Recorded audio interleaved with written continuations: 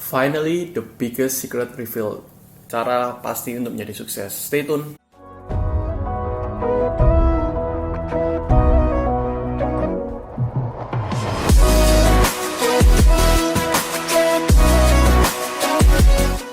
Oke guys, kali ini aku akan kasih review kalian buku ini, yaitu buku Grit by Angela Duckworth. Tapi kali ini review di buku ini akan berdasarkan hasil dari penalaran saya terhadap buku ini.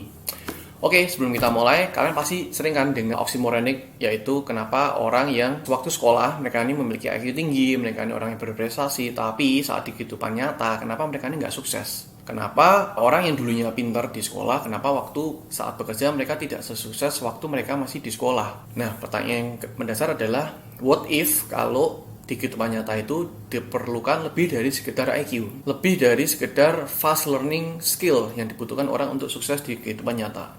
Nah, di buku ini pertanyaan itu akan dijawab.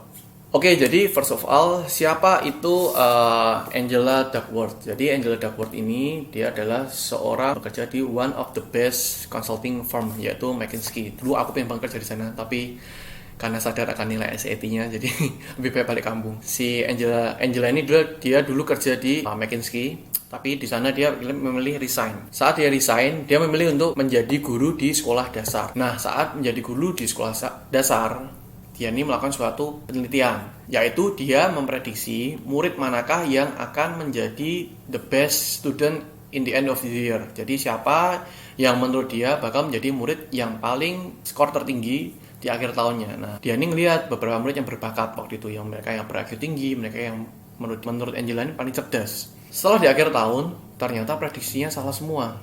Ternyata murid yang di akhir tahun ini yang menduduki peringkat tertinggi dalam ranking sekolah bukanlah murid dengan IQ tertinggi, bukanlah juga murid yang mempunyai skill running paling tinggi, tetapi malah kebalikannya, murid yang di awal tuh ternyata dia agak struggling untuk belajar. Mereka tuh agak kesusahan untuk menyerap suatu ilmu. Nah, di situ tuh menimbulkan suatu pertanyaan untuk si Angela. Dari situlah akhirnya dia memutuskan untuk keluar dari statusnya sebagai guru. Lalu dia melanjutkan sekolahnya di bidang doctoral psychology dengan topik yang sangat menarik, yaitu what factor that predict successful people. Jadi faktor apa yang bisa memprediksi orang-orang sukses. Nah, dari situ tuh dia mulai sampling nih orang-orang yang ikut lomba spelling bee, orang-orang yang kadet-kadet yang ikut seleksi untuk menjadi tentara atau top sales. Dari situ muncullah dua kata yang paling menentukan kesuksesan seseorang, yaitu yang pertama talent dan yang kedua effort atau bakat dan kerja keras.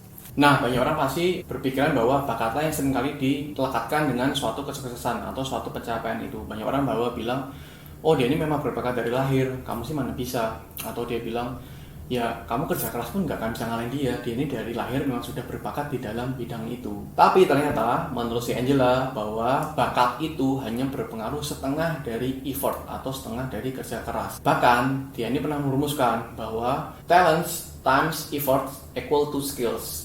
Bakat dikalikan dengan kerja keras sama dengan skill.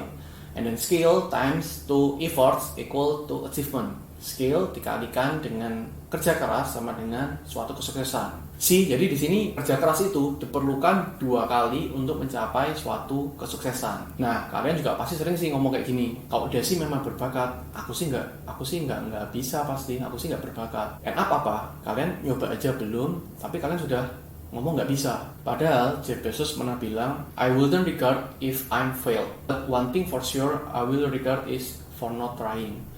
Jadi dia bilang bahwa aku tuh nggak akan menyesali bila aku gagal, tapi satu hal yang pasti aku tahu aku sesali adalah bila aku tidak mencoba.